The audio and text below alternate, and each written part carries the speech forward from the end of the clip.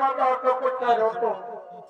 অপরদিকে পালন কর্তা নারায়ণ তিনি জানতে পেরেছেন বাবা মহাদেব যদি তপস্যায় সিদ্ধি লাভ করে ধরা ধারা রক্ষা থাকবে না, যেমন করে হোক যেমন হবে হোক মহাদেবের তপস্যাময় ভঙ্গ করতেই হবে। এই অবস্থায় নারায়ণ মহিনী রূপ ধারণ করে কৈলাস পর্বতে বাবা মহাদেবের তপস্যা ভঙ্গ করার জন্য আগমন করতে। এই সময় জুড়ি জীবন হে বধূ পাতা সরু, এই সময় জুড়ি জীবন হে বধূ পাতা সরু, যাব পাতা কুড়াতে